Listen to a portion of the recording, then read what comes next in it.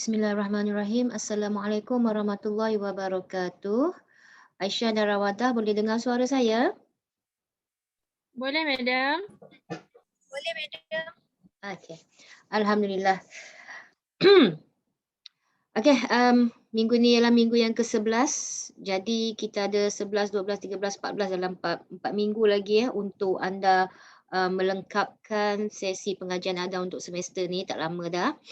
Dan juga saya ucapkan terima kasihlah atas penyertaan dan komitmen Aisyah dengan Rawadah dalam bengkel semalam. Bengkel bersama dengan Imo TY dan juga Tuan Abdul Hadi. Kerjasama dengan DBPWT. Okey, mungkin sikit sebanyak apa yang Ni Muiz dan juga Tuan Haji Abdul Hadi kongsikan semalam tu mungkin nampak tidak rasional lah kalau anda tak minat menulis. Tapi sekiranya anda berminat untuk menulis, kedua-dua penjelasan daripada kedua-dua sesi semalam tu sebenarnya ada sikit sebanyak membantu jugalah dalam penulisan kreatif anda untuk penghasilan karya, untuk penerbitan karya dan juga untuk soalan exam lah. Kita kan ada belajar kan bahagian penulisan bukan kreatif kan. Jadi sikit sebanyak soalan daripada penjelasan Ni Muiz semalam mungkin masuk dalam final exam. Jadi ia bukan sekadar bengkel kosong lah yang anda masuk. Ada juga beberapa nota Ni Muiz Tiwa yang saya akan ambil dan saya akan masukkan beberapa soalan dalam final exam. Dan juga dari segi deklamasi yang Tuan Abdul Hadi ajar semalam tu jadikanlah sebagai satu panduan je lah sekiranya anda berminat untuk menjadi seorang deklamator sebab deklamator Kelantan adalah wanita Puan Zafran Zainal Abidin, sahabat saya. Dia telah menjuarai sesi sayembara pertandingan deklamasi puisi di peringkat negeri Kelantan dan telah pergi ke peringkat kebangsaan lah. Jadi kalau kata perempuan tak boleh mendeklamasikan sajak tu, saya rasa sebenarnya ada peluang lah, memang ada peluang. Sebab anda bukan menyanyi di hadapan penonton anda bukan menyanyi tetapi anda lebih kepada mengekspresikan sajak dan juga puisi yang anda bawa. Jadi ia lebih kepada ekspresi sama macam ketika anda berpidato ataupun anda berdebat. Jadi saya rasa tak salah dari segi orang kata awak pun bukan buka aurat pun depan orang ramai kalau anda menjadi seorang deklamator. Awak masih lagi dalam pakaian yang menyentuh aurat dan suara anda tidak ada merdukan. Untuk menjadi seorang deklamator, ia bukan berkaitan dengan kemerduan suara. Menjadi seorang deklamator ni ia lebih kepada bagaimana anda membawa intonasi dalam jeda, dalam rima yang anda deklamasikan. Itu sebenarnya takrif seorang deklamasi. Anda tidak memerdukan suara anda untuk menarik perhatian atau menggoda sesiapa. Jadi saya rasa deklamator ni kalau anda berminat, anda boleh guna tips-tips Tuan Haji Abdul Hadi semalam untuk anda training sebab sayembara deklamasi puisi sentiasa ada setiap tahun oleh banyak organisasi yang menganjurkannya. Bukan hanya di BPWT ataupun di BP sahaja tetapi juga persatuan-persatuan penulis. Di Malaysia ni banyak persatuan penulis. Di Kelantan saja dah ada beberapa persatuan penulis. Itu belum kira yang di Terengganu, di Pahang, itu wilayah timur lah. Di wilayah selatan pun ada, di wilayah utara pun ada. Sebenarnya satu Malaysia ni semua ada persatuan penulis yang mungkin menganjurkan sayembara deklamasi puisi. Okey, jadi tak salah sebenarnya boleh masuk untuk mengekspresikan diri anda. Kata menang kalah tu perkara kedua. Yang pertama ialah mencuba sesuatu yang baru kan. Anda nak cuba sesuatu yang baru dan anda rasa nak try. Kalau dapat alhamdulillah kan. Jadi saya kongsikan borang kehadiran di sini.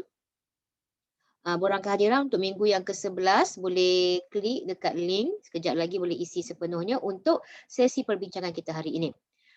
Untuk sesi perbincangan kuliah kita pada hari ini, saya akan memulakan untuk 4 minggu terakhir ni lah, saya rasa saya nak fokus kepada satu tajuk penulisan bukan kreatif yang juga dalam silibus. Walaupun itu saya ucapkan terima kasih atas pembentangan surat panggilan mesyuarat, minit mesyuarat, berita dalam proyek aktiviti yang telah Rawadah dan Aisyah bentangkan sebelum ni. Walau bagaimanapun masih ada beberapa unsur yang kurang dimasukkan dalam pembentangan, maksudnya isi lah dari segi isi. Menyebabkan ada di antaranya tertinggal dari segi penetapan format, kenapa, mengapa, perbezaan dan sebagainya. Tak apa, masa pun 30 minit bukan banyak. Jadi saya akan bermula minggu ini, saya melihat kepada satu penulisan bukan kreatif atau penulisan rasmi yang sangat diperlukan dalam um, kehidupan anda selepas anda bergraduasi nanti ataupun ketika dalam sesi pengajaran pembelajaran ini juga sebenarnya ia sangat penting, iaitu penulisan surat rasmi. Okey, penulisan surat rasmi. Jadi kita akan berfokus kepada penulisan surat rasmi untuk sesi perbincangan yang bermula minggu ini. Kalau kita boleh habiskan dalam sebelum sampai minggu yang keempat, 14, kita boleh habiskanlah. Tapi kalau tak sempat habiskan, tak apalah, saya akan kongsi nota dan anda boleh merujuk kepada nota bukan saja untuk exam, untuk kuis, tapi juga nota-nota ini bermakna untuk anda rujuk untuk penggunaannya pada masa hadapan.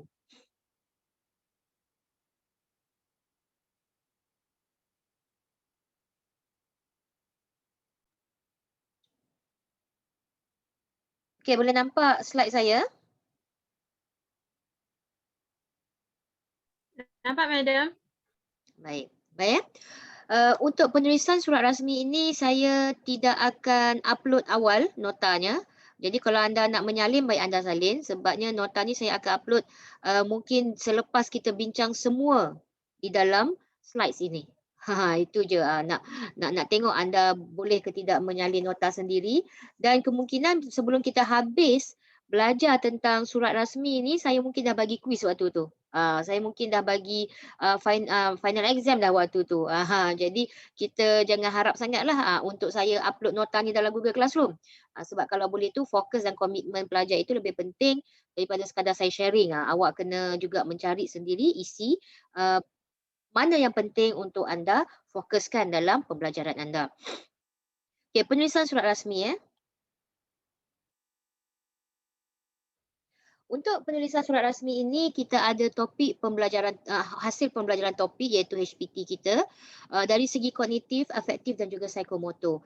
Kalau anda tengok ketiga-tiga perkara ini, apa itu kognitif, apa itu afektif dan juga apa itu psikomotor. Untuk hasil pembelajaran pelajar, sebenarnya kita berfokus kepada tiga perkara ini. Kognitif ni ialah apakah hasil pembelajaran topik ini kepada kognitif. Kognitif ni ialah minda. Tak keluar tangan saya dalam gambar tu. Okey. Kognitif ni minda.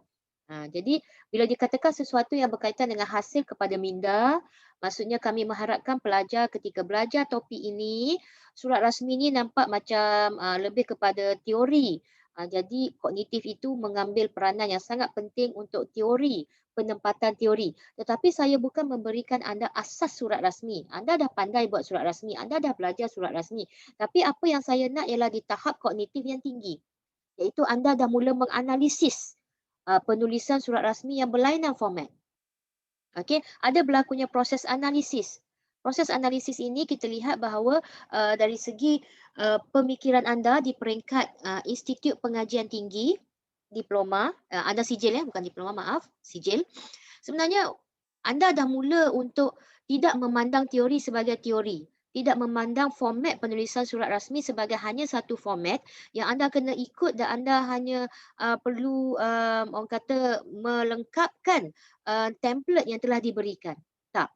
Ia lebih kepada kognitif bagaimana anda dapat menganalisis penulisan surat rasmi itu dengan cara yang lebih bijak dan lebih tepat. Itu keperluan untuk hasil pembelajaran topik ini reach ataupun sampai kepada kognitif anda. Okey, jadi kalau jumpa perkataan kognitif lepas ni faham, kognitif ini berkaitan dengan minda anda. Bagaimana anda menganalisis teori yang anda dapat dalam pembelajaran topik kita. Yang kedua dari segi afektif. Okay, dari segi afektif pula ialah afektif ni lebih kepada macam pembinaan jati diri ataupun pembinaan kemahiran ataupun pembinaan nilai dalam diri anda. Afektif ni dia lebih kepada pembinaan nilai lah. Okey, nilai itu banyak. Nilai ni banyak. Efektif ni kita tak boleh nak ukur sebenarnya. Okey, kalau nak tanya kalau anda belajar Al-Quran. Okey, kalau kita membaca Al-Quran, kalau kita mengamalkan Al-Quran lain kita belajar Al-Quran lain afektifnya. Kita membaca Al-Quran lain afektifnya. Kita mengamalkan ayat-ayat Al-Quran lain afektifnya. Maksudnya apa yang kita rasa lain daripada diri kita. Dia bukan minda, dia lebih kepada diri anda. Itu afektif. Okey, kalau kita belajar Al-Quran kita rasa apa? Kita rasa tenang.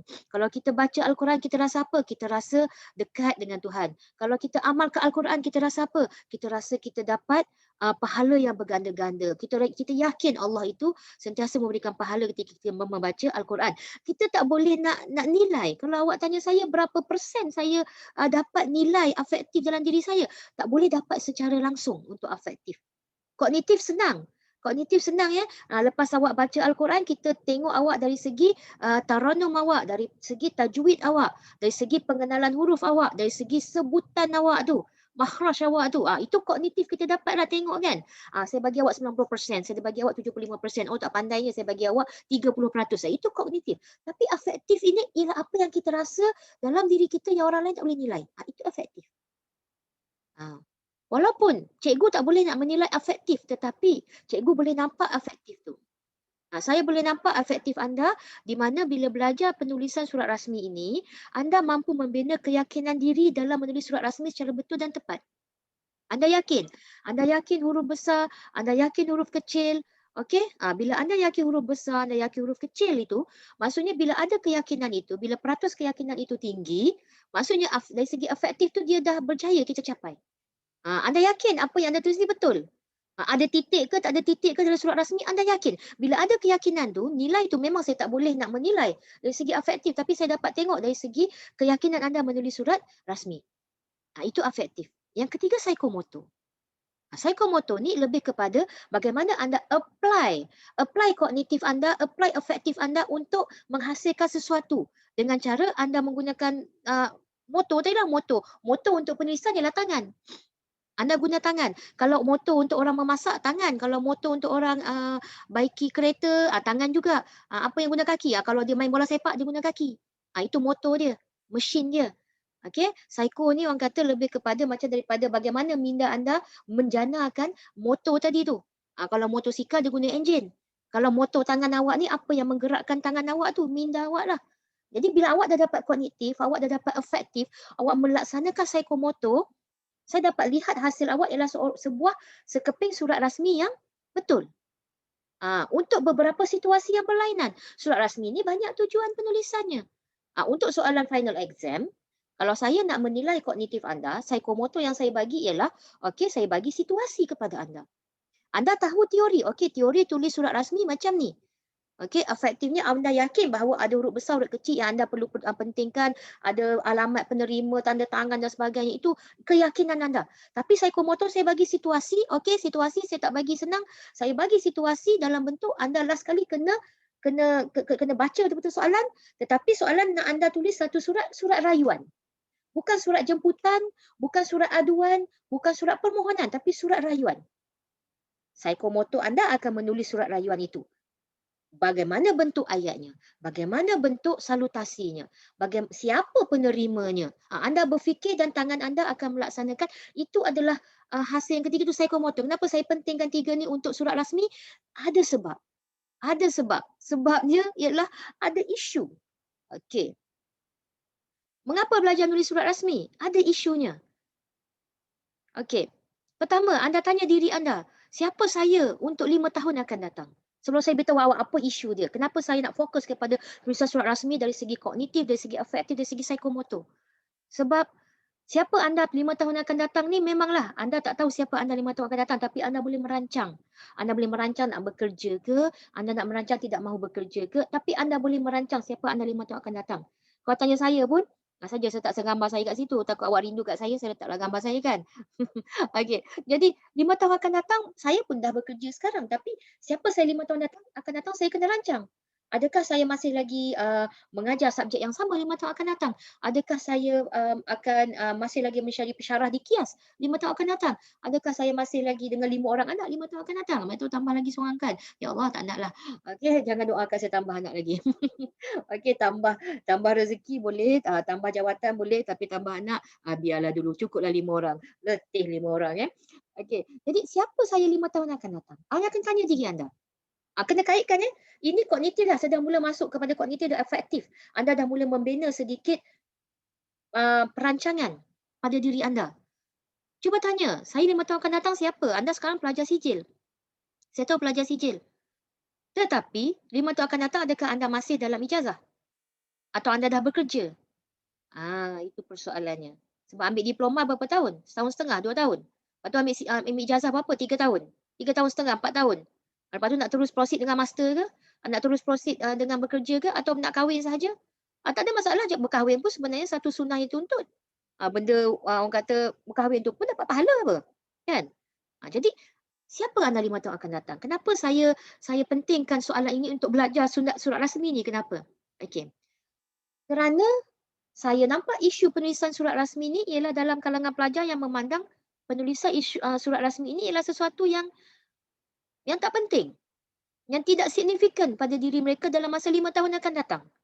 Saya belajar surat rasmi sebabnya saya nak final exam, saya nak jawab exam. Itu dalam pandangan pelajar. Jadi bila pelajar belajar surat rasmi, dia bosan. Dia bosan, dia buat lara, dia tak cara apa yang saya perkatakan ketika mengajar surat rasmi. Hasilnya 5 tahun akan datang, bila dia menulis surat rasmi, hasilnya mengecewakan. Walaupun dia berada dalam sebuah pejabat orang besar-besar. Okey. Mungkin dari segi format dia betul, dia guna template organisasi dia. Tapi ayat dia laut. Ayat yang patut rasmi jadi tak rasmi. Sebab apa? Sebab itulah tadi, bila mana anda tidak mampu untuk menyediakan diri anda dengan penulisan yang betul. Okey, untuk diri anda, 5 tahun akan datang, pastikan anda mempunyai kemahiran insaniah dan kemahiran teknikal yang cukup baik. Bekerja atau tidak bekerja itu bukan persoalannya.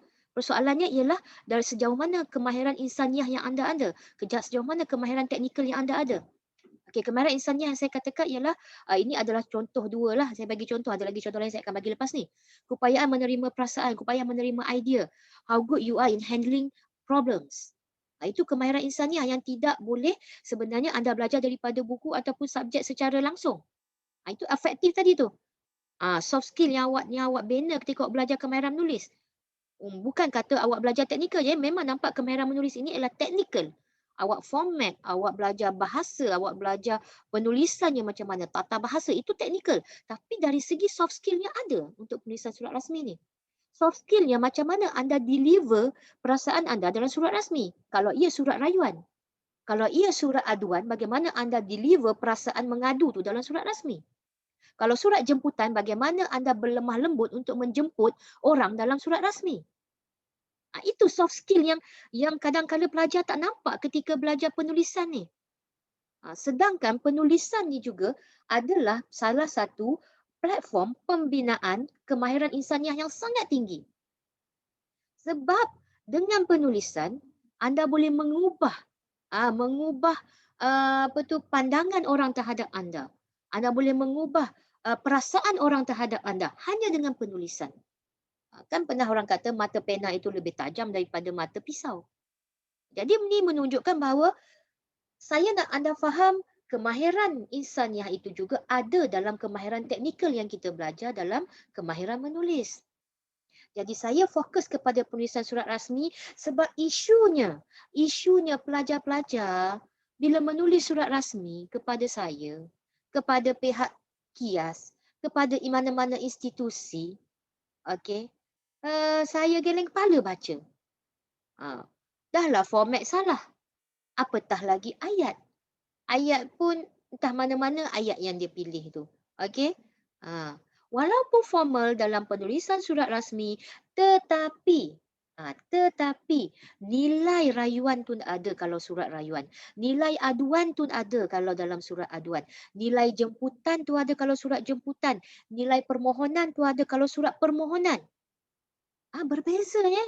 Berbeza. Kita dapat lihat dari segi ayat yang digunakan. Itu bukan kemahiran teknikal tu untuk ayat tu. Dia lebih kepada insaniah awak. Macam mana anda deliver ataupun anda menyalurkan perasaan dalam penulisan walaupun penulisan rasmi. Okey, ingat ya. Ada 2. Kemahiran insaniah ataupun teknikal. Okay, kemahiran teknikal ni biasalah. Kemahiran mendengar, kemahiran bercakap, kemahiran menulis, kemahiran berfikir. Okey, kemahiran komunikasi. Jadi kita kemahiran menulis ni ia berkomunikasi juga. Ia merupakan salah satu kemahiran komunikasi. Tetapi kemahiran komunikasi bukan lisan.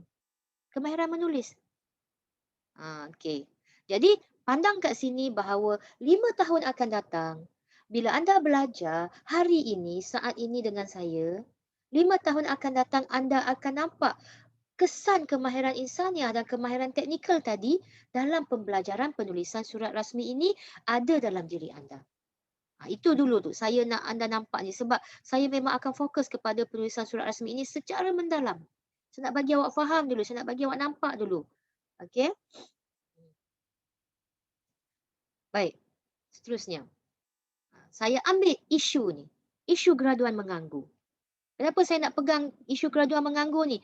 Sebab saya dah kata, graduan mengganggu ni ada sebab-sebabnya. Okey, siapa pun anda pada masa depan, jangan pandang bahawa satu masa nanti saya akan bekerja, saya confirm akan bekerja, saya yakin saya akan bekerja. Baguslah keyakinan macam tu, maksudnya anda bersedia. Tetapi perancangan Allah itu lebih baik daripada perancangan kita. Adanya kes-kes seperti COVID-19. COVID-19 menjadi salah satu sebab kenapa graduan banyak menganggur. Bukan graduan menganggur je, pengangguran itu sendiri.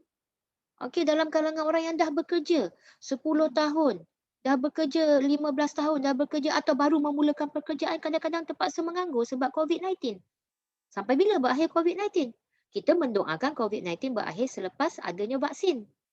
Dah mula dah vaksin minggu ni. Okey, pemberian vaksin kepada frontliners. Okey, minggu lepas dah diberi kepada orang-orang kenamaan kan. Minggu ni kepada frontliners pula. Doktor-doktor dapat, okey, pihak-pihak yang berada di barisan hadapan mendapat vaksin pada minggu ni. Okey, bermula bulan hadapan akan ada pula dalam kalangan vaksin dalam kalangan warga emas. Selepas itulah baru anda dan saya akan pergi vaksin. Jadi COVID-19 tak boleh cakap bila nak habis. Apa sekalipun anda pandang bahawa tidak ada jaminan bahawa bila anda graduate ataupun bergraduasi dari KIAS atau dari mana-mana institusi, anda wajib akan dapat kerja. Tidak ada jaminan. Tetapi tidak salah untuk menjadi yakin bahawa anda akan bekerja sebab bila anda letak keyakinan, anda letak doa anda, Tuhan akan dengar doa anda dan juga sentiasa jangan berhenti berdoa, doakan akan dapat bekerja dalam kalangan ribuan, ratus ribuan rakyat Malaysia yang menganggur. Bukan ribuan, ratusan ribuan. Hampir kejutaan sebenarnya. Ya. COVID-19 tahun 2020 mencecah 4% berbanding 3.2% ketika krisis kewangan Asia 1997. Graduan menganggur. Okey. Dan pengangguran itu sendiri pada tahun 2020 dijangka daripada 4% pada tahun 2020 akan meningkat kepada 5.5%. Tak tahu mungkin tahun ni, mungkin tahun depan akan meningkat. Yang memberi kesan kepada 860,000 rakyat Malaysia. Ramai tu, ratusan ribu nak menjangkau kepada 1 juta tu. Adakah anda dalam kalangan mereka ni? Saya tak pasti. Saya tak nak mendoakan, saya mendoakan anda bukan dalam kalangan mereka yang menganggur. Tetapi itulah bila tak nak menganggur, kemahiran insaniah dan kemahiran teknikal anda kena tinggi. Kena pastikan di peringkat cemerlang, bukan orang kata di peringkat baik, di peringkat cemerlang. Bukan cukup-cukup makan. Sebab mereka yang lebih cemerlang dari kita tu, lebih banyak berbanding dengan mereka yang tidak cemerlang. Sama banyak kot sebenarnya. Jadi jangan kategorikan kita dalam mereka yang tidak cemerlang. Kategorikan diri awak dalam kalangan yang cemerlang. Okey? Pihak institusi pendidikan sendiri pun sebenarnya kami di KIAS sendiri pun kami meluaskan horizon dan skop kami. Okey, lihat bagaimana Kementerian Pendidikan telah membuka subjek-subjek mata pelajaran umum ni. Contohnya kemahiran menulis, kemahiran berfikir. Okey, subjek-subjek kemahiran ini untuk membina kemahiran insaniah dan kemahiran teknikal dalam kalangan pelajar. Tapi pelajar menganggap subjek mata pelajaran umum ni sebagai subjek yang orang kata cukup-cukup makan cukuplah. Asalkan kita lulus, cukuplah. Ramai pelajar beranggapan begitu. Yang wajib lulus subjek major. Ramai pelajar anggap macam tu. Memanglah kalau ikutkan anda wajib lulus je subjek saya ni. Tapi apa kemahiran insaniah yang anda dapat daripada subjek saya? Itu yang saya nak Rawadah dengan Aisyah nampak. Yakinkan diri anda menggunakan teknik yang betul dalam penulisan. Menggunakan format yang betul dalam penulisan. Jangan sekali-kali menjadikan bahawa penulisan itu sebagai sesuatu yang remeh-temeh. Salah penulisan daripada surat rayuan boleh jadi kepada surat aduan, boleh berubahlah sifatnya tu. Daripada surat rasmi menjadi kepada surat tak rasmi. Daripada ayat yang perlu rasmi kepada ayat yang bersifat santai. Itu bezanya dari segi kemahiran teknikal tu. Tapi kemahiran insaniah menyebabkan anda yakin bila anda belajar teori, anda yakin saya tahu bahawa dan saya yakin bahawa teori saya ni betul dan saya pun akan gunakan dengan sebetulnya. Itu perkara yang anda kena ingat. Falsafah pendidikan kebangsaan sendiri mengatakan bahawa perlu ada kesejahteraan fizikal, rohani, jasmani dan emosi. Okey, graduan-graduan kita, kita nak mereka kalau boleh yang cukup lengkap lah, cukup lengkap. Belajar dari rumah tak bermakna anda tidak mampu mencapai tahap, insaniah dan teknikal yang tinggi, tak. Kita banyak semua yang di hujung jari. Jadi Aisyah dan Rawadah boleh bila-bila masa je buat rujukan tambahan. Bila-bila masa je boleh melihat isu-isu semasa. Tolong, tingkatkan kedua-dua tu kalau tak nak terlibat dalam mereka yang mengganggu. Okey, Matlamat UNESCO abad ke-21 juga menyarankan untuk pembelajaran mengenali, mempelajari, menjadi dan hidup bersama untuk melahirkan masa hadapan yang lestari. Okey, maksudnya kita ada semua gabungan pembelajaran itu bukan sekadar kita mengenal huruf, mengenal kemahiran menulis sahaja, tak. Tapi menjadikan ia amalan. Amalan kemahiran menulis yang betul. Kalau tulis nama tu huruf besar, huruf kecil, penting kan lah. Ni tak tulis nama pun huruf kecil. Mula huruf kecil, berakhir dengan huruf besar. Jadi terbalik pula. Kan? Itu maksudnya anda mengenali tapi tidak mengamalkan. Bagaimana bila kita mengenali tapi kita tidak mengamalkan? Siapa je boleh belajar ABC, boleh menulis ABC. Tapi berapa orang yang boleh menulis satu ayat lengkap dengan betul huruf besar, huruf kecil, tanda baca dan penanda wacananya? Itu persoalan yang kita kena tanya selaku pelajar di peringkat IPT. Ini isu saya baca, penulisan anda melalui assignment anda, saya lihat dan saya tonton pembentangan anda. Jadi isu ni wujud sehingga menyebabkan saya nak sentuh perkara ini. Kalau istilahnya anda dengar saya merepek hari ini, merepeklah kalau itu yang anda nak kata. Okey, tapi bagi saya ini satu, teguran untuk anda tidak terlibat sebagai salah seorang graduan yang bakal menganggur. Okey, graduan memilih, apa yang graduan pilih? Okey. Graduan memilih ni maksudnya, dikatakan salah satu sebab graduan menganggur ialah kerana graduan terlampau memilih kerja. Saya tak berani nak cakap lah graduan memilih ataupun tidak. Sebab zaman saya dulu kalau anda tanya apa pengalaman saya sehingga saya berakhir di KIAS ialah saya juga ada banyak pilihan bekerja. Um, saya graduate daripada UKM pada tahun 2004. Okey. Kemudian, sepanjang saya masuk KIAS tu, sebelum masuk KIAS tu, saya masuk KIAS pada penghujung tahun 2007. Bulan Disember saya masuk, 2007. Jadi di antara 2004 hingga 2007 tu sebenarnya saya banyak pengalaman saya mencari kerja. Memang 2004 tu sampai saya masuk KIAS tu saya tak berhenti bekerja. Ha. Tapi alhamdulillah lah, kerja-kerja tu semua bergaji tetap lah. Cumanya saya tak lama di sana. Adalah penceritaannya tu. Okey, jadi adakah graduan memilih? Anda berhak memilih. Saya tak kata graduan tak boleh memilih, saya tak kata. Anda berhak memilih. Sebab apa? Anda nak pilih yang terbaik. Kalau anda diberi offer, kalau offer pada anda tu banyak. Kalau tak ada offer, jangan memilih. Seorang yang mempunyai kemahiran insaniah yang tinggi, soft skill yang tinggi ialah seorang yang mempunyai kadar teknikal yang tinggi. Jadi dia boleh pergi mana-mana je. Anda boleh kerja apa sahaja. Walaupun tak berkaitan dengan diploma anda, tak berkaitan dengan ijazah anda. Contohnya lah saya, ijazah saya dalam fizik. Ijazah fizik saya, ijazah sarjana muzik fizik. Dulu saya pernah menjadi cikgu fizik lah di sebuah sekolah di Kota Baru, sekolah swasta. Tapi saya berhenti kerana ada insiden, bukan insiden, saya dapat masuk ke tempat lain. Selepas ke tempat lain tu, saya berhenti, saya masuk ke KIAS. Ada ceritalah, nak tahu cerita tu boleh baca buku saya lah. InsyaAllah saya buat buku nanti. Tapi nak beritahunya, saya sekarang mengajar kemahiran menulis. Ini kerana teknikal saya, minat saya ialah kepada penulisan. Bukan pada fizik. Fizik itu mungkin dijana dan diatur oleh ibu bapa saya dulu. Mereka nak anak masuk kelas sains. Betul. Mak saya nak saya masuk kelas sains. Adik-beradik saya semua masuk sains. Orang kata sains tulen. Jadi saya pun ambil lah fizik. Sebab pada waktu tu macam mana entah takdir Tuhan lah. Saya cuba boleh kata takdir Tuhan saya masuk fizik. Tapi takdir Tuhan membawa saya kepada satu satu kemahiran yang saya amat minat, iaitu kemahiran menulis. Akhirnya sekarang. Alhamdulillah. Yang penting tingkatkan kemahiran itu selalu. Dan kita berakhir di tempat yang sepatutnya kita berakhir. Allah itu adalah sebaik-baik dan orang kata semurah-murah Tuhan yang bagi pada kita apa yang kita nak. Percaya yang tu je. Mungkin permulaan tu kita tak dapat. Tuhan nak uji. Last-last Tuhan akan bagi juga apa yang kita nak tu. Lambat banget yang orang kata. Kan? Jadi, boleh memilih. Tetapi tengok situasi. Bolehkah aku memilih sekiranya situasi aku begini? Kalau tak boleh pilih, jangan memilih sangat. Menyebabkan kita berakhir dengan pengangguran. Okey? Laporan pengesanan graduan tahun 2018 oleh KPM mengatakan 15.7% graduan melanjutkan pengajian lebih tinggi. Maksudnya lepas habis saja belajar, dia melanjutkan pengajian daripada CJ kepada diploma, kepada master, kepada PhD. Saya tak melanjutkan terus pelajaran saya. Saya dulu ambil matrik, lepas tu saya ambil ijazah. Tahun 2004 saya dapat ijazah. Kemudian saya ambil master saya ketika tahun 2010 ke kalau tak salah saya ambil master. Kemudian saya grade pada tahun 2014. Dan saya baru je ambil PhD. Tahun lepas saya baru mula 2020 untuk PhD. Jadi jarak tu ada.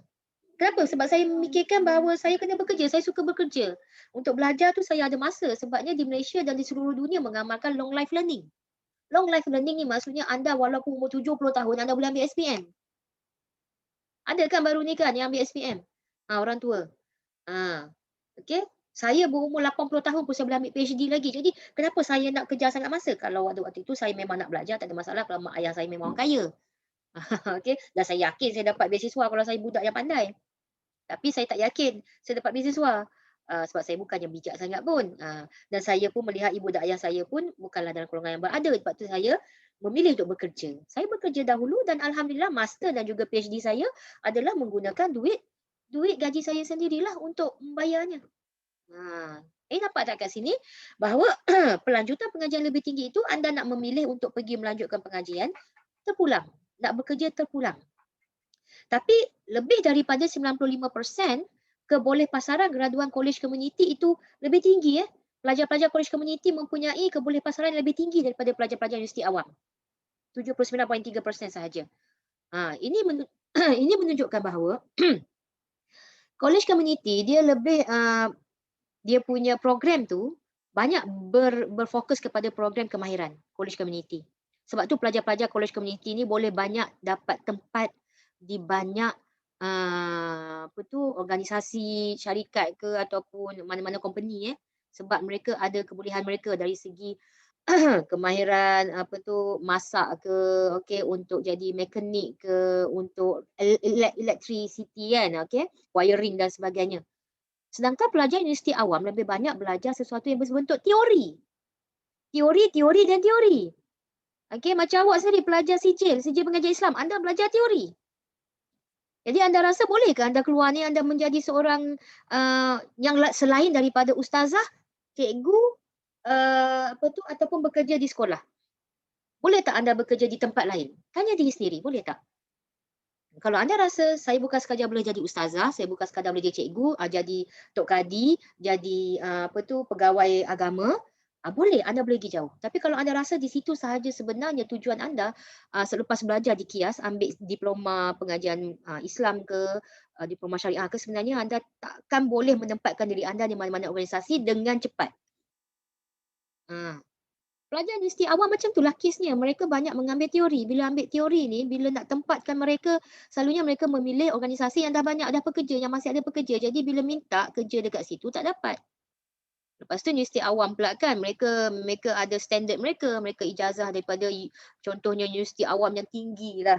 Universiti awam yang berperingkat nombor 3, nombor 4 dalam kalangan universiti tertinggi dunia lah contohnya. Jadi tak nak kerja yang lekeh-lekeh. Tengok gaji pula. Gaji setakat starting 2,500 tak nak. Nak starting 4,000 terus. Okey, tak ada masalah, pilihlah.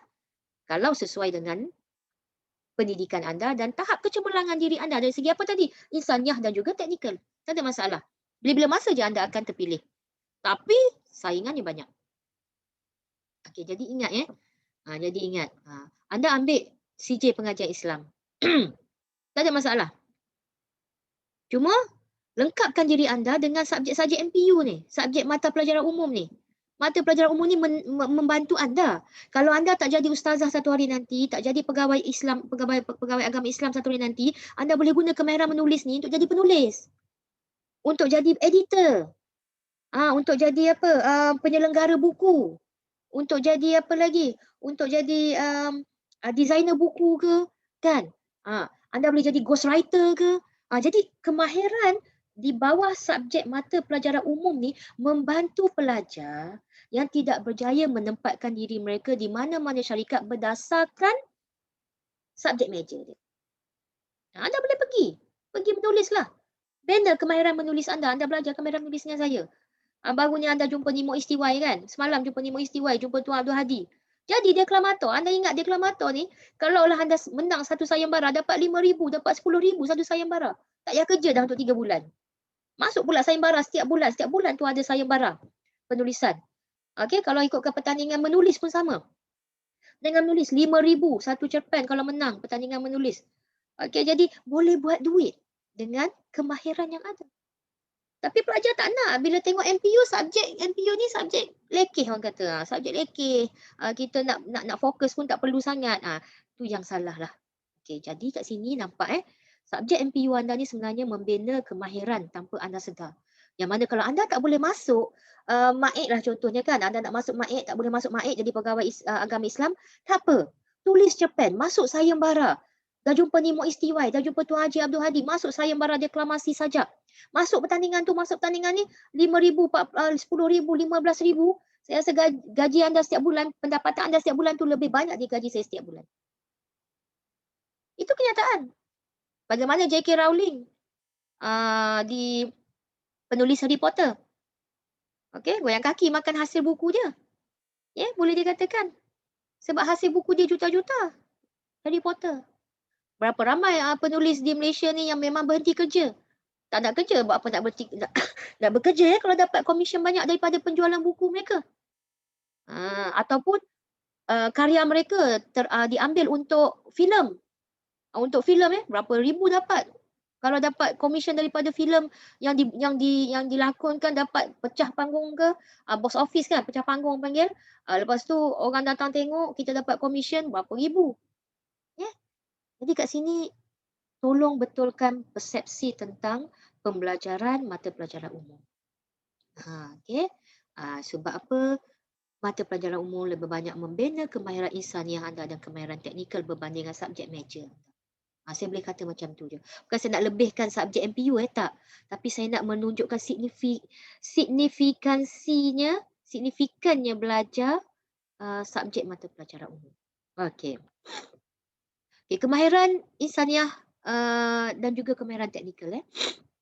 Ada di sini saya membuat rujukan kemahiran insaniah ni dia ada beberapa lah, contohnya kemahiran berkomunikasi, pemikiran kritis dan kemahiran menyelesaikan masalah, kemahiran kerja berpasukan, pembelajaran berterusan, pengurusan maklumat, kemahiran keusahawanan, etika moral profesional, kemahiran kepimpinan.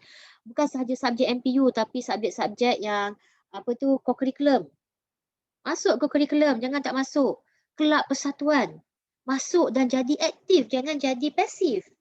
Bila anda pasif masuk kelab, ramai pelajar-pelajar saya tengok pelajar zaman sekarang ni tak aktif. Tak aktif masuk kelab. Kalau anda bukan pengerusi, anda bukan majlis tertinggi, anda bukan esko, anda tak aktif, duduk senyap dia jadi peserta.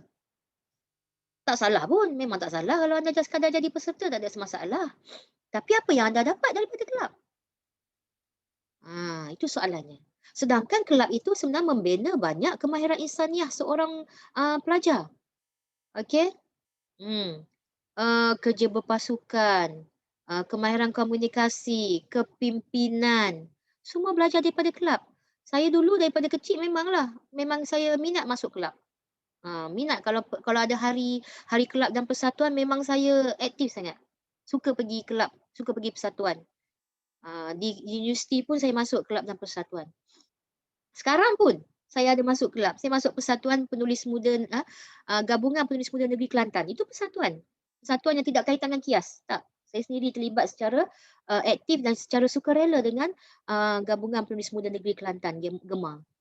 Saya juga ahli untuk Persatuan Penulis Kelantan, PPK. Saya juga ahli untuk Persatuan bukan Majlis Kebudayaan Negeri Kelantan. Okey, secara tak langsunglah saya masuk MKN tu sebab saya di bawah GEMA. Jadi sampai ketua saya berpersatuan. Bukan sebab seronok pun, tak seronok pun. Awak buat kerja untuk persatuan tak dapat bayaran pun kadang-kadang. Ya? Buat kertas kerja, handle kelab punya program kan. Jadi moderator ke kadang-kadang untuk kelab di Kias ni tak ada bayaran. Mintalah dengan penasihat, kalau ada duit dia bagi lah. Tapi kalau tak ada duit, dapat sijil lah, sekadar sijil. Tapi sijil untuk penglibatan anda dalam kelab dan persatuan tu tak ternilai untuk pelajar.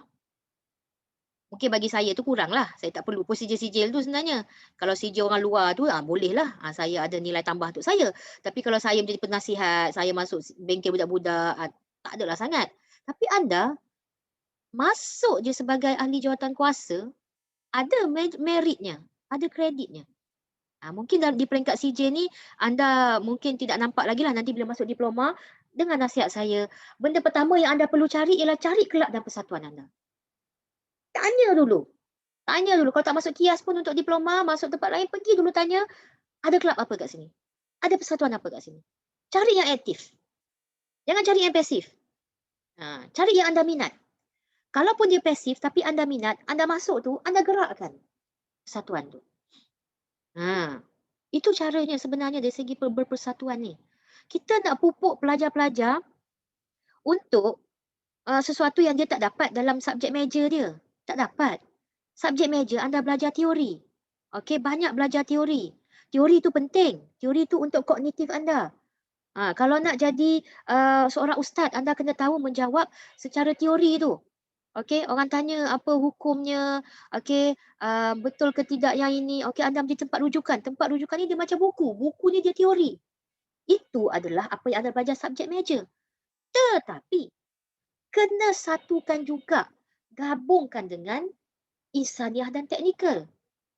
Supaya anda tahu bagaimana kaedah terbaik untuk menjawab soalan-soalan yang ditanya oleh orang pada anda. Ada setengah-setengah orang yang ditanya soalan kepada dia, dia jawab dengan cara intonasi memperlekehkan orang yang bagi soalan. Jadi orang yang bagi soalan jadi tak sedar hati. Orang tanya betul-betul dia pergi pelekeh macam kita ni bodoh je. Itu kurangnya kemahiran komunikasi. Ilmu tinggi dah, teori anda tinggi. Bila orang tanya bunyi seolah-olah perlekeh, anda tak berniat nak perlekeh, tapi intonasi komunikasi anda sebab anda tidak ada kemahiran komunikasi menyebabkan orang rasa anda cakap tu bunyi pelekeh orang. Istilah pelekeh ni apa? Bahasa standard dia mempermain-mainkan, merendah-rendahkan orang yang bertanya. Kesian orang yang bertanya. Okey? Itu belajar kat mana? Anda tak belajar dalam subjek secara langsung. Anda belajar daripada MPU, daripada kelab dan persatuan anda. Sebab bila masuk kelab dan persatuan, anda banyak berhubungan dengan ramai pihak. Anda berhubungan dengan kawan-kawan, berhubungan dengan pensyarah dan juga berhubungan dengan pihak luar. Okey, macam baru ni pelajar-pelajar KSSB saya, Kelab Seni Sastera dan Budaya, saya suruh AJK pelaksana berurusan dengan pihak DBP sendiri. Mereka berurusan dengan penceramah. Saya bagi nombor telefon je. Saya kata bagi nombor telefon yang lain berurusan sendiri. Sebab apa? Bukan nak menyusahkan mereka, nak ajar mereka. Bagaimana nak berkomunikasi dengan orang luar. Bagaimana nak berkomunikasi dengan pengarah DBP-WT. Bagaimana nak berkomunikasi dengan para penceramah kita. Tengok penceramah. Ada penceramah macam Nimo Istiwai, mungkin dia spontan. Mungkin dia jenis orang yang leisure. Leisure ni maksudnya cepat mesra. Dia jenis orang yang jenis tak adalah ambil kisah sangat kan. Formal tak formal. Tuan Haji Abdul Hadi pula, dia orang tua yang perlu kita sanjungi, yang perlu kita hormati. Ada caranya. Walaupun mesra, tapi ada cara, masih lagi ada penghormatan kepada dia. Jadi di situ anda tak belajar dalam kelas. Subjek major tak ajar. Melainkan tajuk subjek major tu ialah penghormatan ataupun kaedah adab menghormati orang tua. Itu subjeknya lah. Tapi kalau bukan subjeknya, tak belajar semua tu. Mana belajar? Persatuan dan kelab lah. Dan juga MPU yang anda belajar. Okey. Jadi, kalau masih belum masuk kelab, Aisyah dengan Rawada, pergi cari mana-mana kelab kat Kias ni nanti untuk semester depan lah. Tak ada dah kan semester depan ke ada lagi. Okey, kalau tak ada dah, nanti masuk diploma cari kelab. Masuk yang paling aktif. Tanyalah, tanya HCP, boleh pergi tanya HCP atau unit co-curriculum tanya. Saya nak tanya ni, Encik, dekat sini persatuan mana yang paling aktif? Lepas tu bila mendaftar, daftar masuk persatuan. Bila dia aktif sebenarnya dia membantu anda dalam peningkatan tadi tu, okey? Dan juga kemahiran teknikal. Kemahiran teknikal macam saya cakap tadi lah, kemahiran mendengar, kemahiran menulis, kemahiran bercakap dan kemahiran berfikir. Tapi kita nak fokus kepada kemahiran menulis ni. Kalau masuk subjek kemahiran berfikir saya, anda boleh belajar kemahiran berfikir. Okey? Kemahiran mendengar, kata mendengar ni perlu ada kemahiran ke? Ada. Sebab tu dalam peperiksaan MUAT, ujian MUAT, dia ada listening test. Penting kemahiran mendengar ni? Penting. Siapa kata tak penting? Bila anda berjaya mendengar dengan baik, hari ini, mendengar kata-kata saya dengan cara yang betul, anda akan dapati sesuatu yang missing dalam diri anda terisi. Dalam tu maksud saya tu.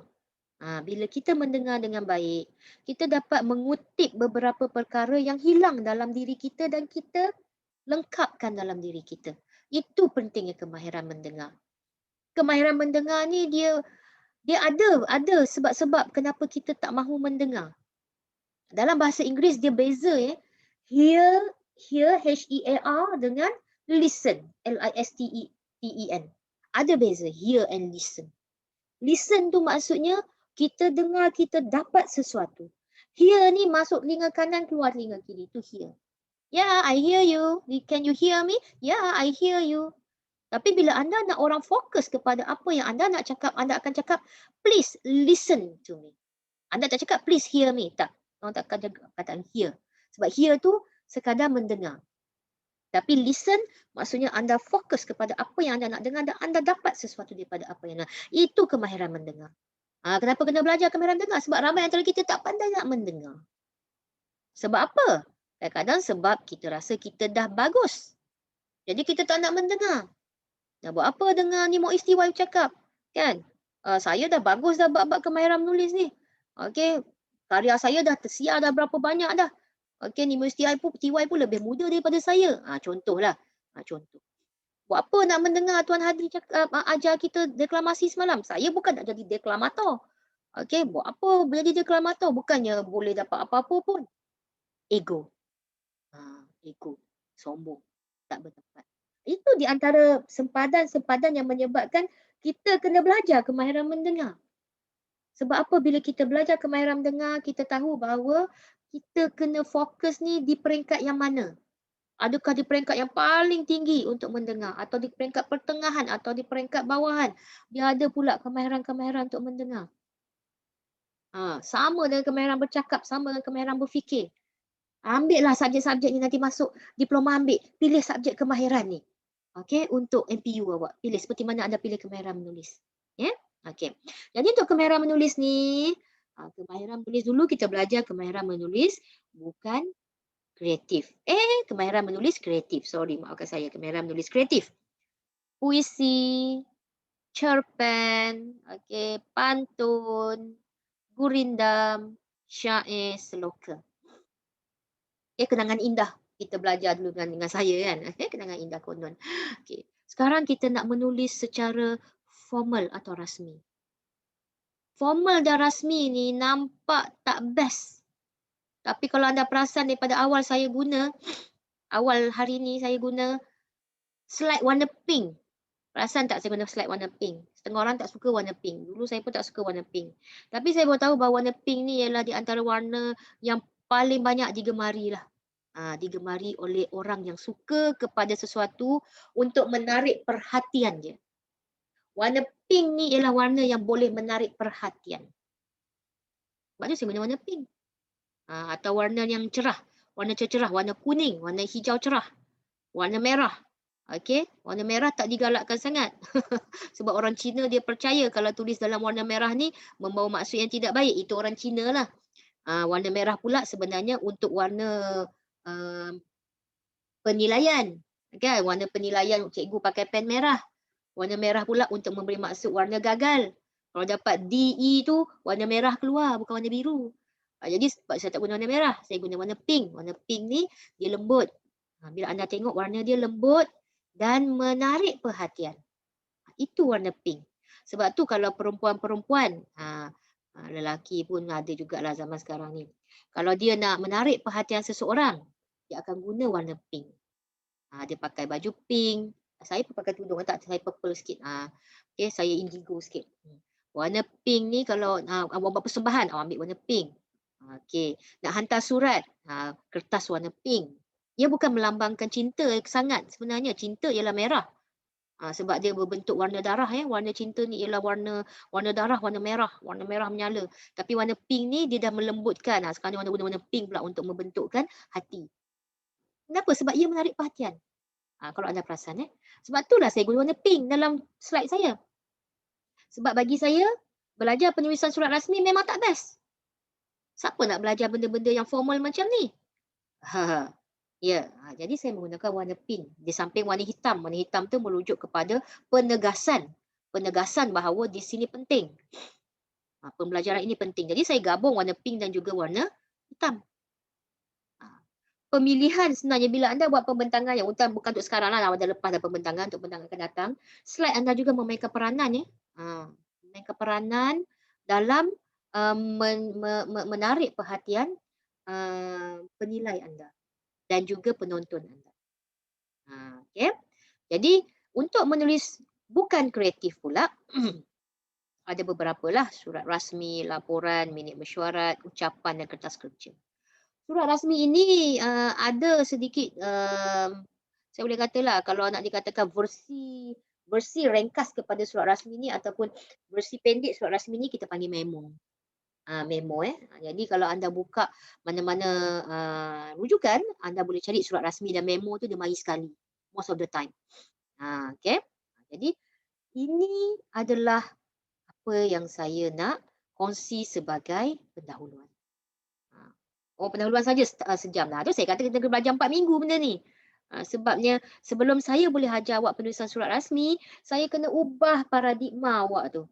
Saya kena bagi tahu pada anda, bukan kreatif ni bukan bermaksud tidak penting. Bunyi je bukan kreatif tetapi ia sangat penting. Jadi kalau anda menjawab soalan saya yang tadi tu saya bagi tu, bekerja atau tidak bekerja, anda kata tak, saya tak bekerja, saya nak jadi suri rumah. Saya tak berniat pun nak bekerja puan. Saya nak jadi suri rumah, saya nak berkahwin, saya nak melahirkan anak, cukuplah. Kenapa saya kena belajar penulisan surat rasmi ni? Okey, pertama untuk exam lah. Itu pentinglah, wajib dah tu. Yang kedua, anda tak tahu anak anda nanti bersekolah atau tidak. Suami anda mungkin sakit ke, ataupun anda tidak ada siapa-siapa yang lain, anda sendiri seorang diri. Anda nak buat rayuan kepada mahkamah, anda nak buat rayuan ataupun aduan kepada mana-mana pihak berkuasa tempatan, ataupun anda nak bagi surat kepada cikgu sekolah. Takkan nak tulis surat bentuk tidak rasmi kepada cikgu dan juga kementerian-kementerian pusat, pihak berkuasa tempatan. Anda akan menggunakan surat rasmi secara tidak rasmi. Kan? Secara tak rasmi anda menggunakan surat rasmi. Di situ baru anda ingat, ini kelas Puan Tuan Siti yang saya belajar dulu. Betul Puan Tuan Siti kata ada penggunaan surat rasmi ni. Walaupun saya duduk di rumah menjadi seorang ibu ataupun menjadi seorang isteri ataupun menjadi seorang yang hidup bersendirian lah. Mungkin tak bekerja lah. Tapi ada kegunaannya. Sebab ini adalah urusan yang memang setiap hari berlaku dalam kalangan kita, dalam hidup kita sebagai seorang individu. Ya. Mungkin anda tak bekerja. Mungkin tak ada masalah dengan anak, tak ada anak Tapi ada masalah sampah di kawasan perumahan anda. Orang lain semua buat tak tahu. Cakap kepada ketua kampung pun tak ambil tindakan. Cakap pada kata Tok Gawa pun Tok Gawa tak buat tindakan. Jadi anda pun tulislah surat rasmi. Tulis surat aduan kepada pihak MPKB BRI kalau duduk kat MPKB. Kalau duduk kat Tumpat, pihak Majlis Daerah Tumpat. Tulis surat rasmi. Jangan tulis surat tak rasmi. Tulis ayat sepatah macam tu, hantar mesej WhatsApp. Tak. Tulis surat rasmi cantik-cantik. Puan Tuan Siti dah ajar dah. Ada benda ni, ada benda ni. Oh, alhamdulillah Puan Tuan Siti. Terima kasih sebab ajar saya. Sekarang saya boleh tulis surat aduan kepada Majlis Daerah Tumpat nak beritahu dekat kawasan saya ni sampah penuh. Surat rasmi itu dilayan berbanding dengan surat layang. Dia tulis surat layang, mereka tak layan. Tulis surat rasmi. Jadi nampak di sini nampak di sini bahawa paradigma anda itu perlu berubah dan tolong pentingkan kemahiran insaniah dan pentingkan kemahiran teknikal. Anda nak jadi seseorang kan, walaupun menjadi suri rumah, ada kemahiran insaniah, ada kemahiran teknikal, anda menjadi seorang suri rumah yang sangat cemerlang. Anak-anak pun sayang dengan anda, suami pun sayang dengan anda, isteri pun sayang dengan anda. Teknikalnya anda masak dengan penuh kemahiran, anda bercakap dengan anak-anak penuh kemahiran, anda berfikir untuk anak-anak dengan penuh kemahiran. Mungkin suami dah buntu. Okey, kita tak cukup duit, gaji abang pun dah kena potong sebab PKP ni. Okey, apa abang nak buat? Mungkin suami dah buntu. Anda belajar kemahiran berfikir. Anda fikir untuk suami anda. Alhamdulillah anda menyelamatkan keluarga anda walaupun anda suri rumah tangga. Jadi jangan tak nampak bahawa setiap individu itu mempunyai signifikasi dalam hidupnya dan hidup orang lain. Mungkin saya tak penting untuk anda, tapi saya penting untuk anak-anak saya dan suami saya. Pegang tu. Mungkin anda tak penting untuk saya ataupun untuk orang lain, tapi anda penting untuk ibu anda, untuk adik anda. Kan? Walaupun anda tak ada anak dan suami lagi, mungkin mereka bergantung kepada anda. Jadi kepentingan tu yang kita nak guna sehabis baik kemahiran insaniah kita dan kemahiran teknikal kita. Untuk orang yang sayang pada kita dan orang yang kita sayang. Okey? Panjang tazkirah saya ini kan. Tak apa. Jadi tazkirah saya tadi tu, tazkirah apanya? Okey, jadi kuliah yang saya ajar hari ini ialah lebih kepada pendahuluan. Saya nak tukar kepada pemikiran anda untuk melihat penulisan surat rasmi yang bakal datang esok. Esok kita akan mula belajar teori esok kita akan belajar teori. Yang teori ini akan membantu anda untuk menjawab soalan exam mungkin dan akan membantu anda untuk menulis surat rasmi pada masa akan datang. Baik, ada sebarang soalan? Ada soalan? Tak ada, Madam. Rawadah ada? Tak ada, Madam. Madam nak royak. Saya hantar tu go tu. Apa ni cerpen.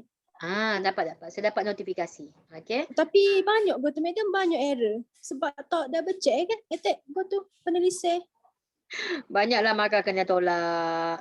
Itulah pasal. Okey, tak apa. Kita tengok setara mana sebabnya memang ada markah dari segi tanda baca, okey, dari segi tata bahasa dan juga ejaan tu adalah markah memang ada tapi tak banyak, satu markah je setiap satu tu. Yang penting isinya lah. Adakah anda berjaya untuk menggunakan teknik penulisan cerpen dengan betul, plot, watak, lepas tu apa lagi, konfliknya ada ke tidak, itu nanti saya akan nilai lah. InsyaAllah Ramadan ya. Okey, saya ucapkan terima kasih sebab hadir. Saya ucapkan semoga anda bersedia esok untuk perbincangan lebih lanjut tentang penulisan surat rasmi yang saya harap ia akan mudah difahami dan mudah untuk diaplikasikan. Okey, sesungguhnya baik itu daripada Allah SWT. Saya sekadar berkongsi pengalaman dan berkongsi sedikit nasihat kepada anda yang saya dah anggap macam mereka yang amat saya penting dalam hidup saya lah, Rawadah Aisyah. Walaupun saya tak kenal anda berhadapan bersemuka tapi anda amat penting lah. Jadi saya memberi nasihat sebagai seorang yang memikirkan masa depan anda. Okay? Bukan sekadar nak suara lulus, tapi I want you to become somebody in the future. Okay? Wabillahi taufiq hidayah. Assalamualaikum warahmatullahi wabarakatuh. Kita tangguh dulu, kita jumpa esok InsyaAllah. Terima kasih, Madam.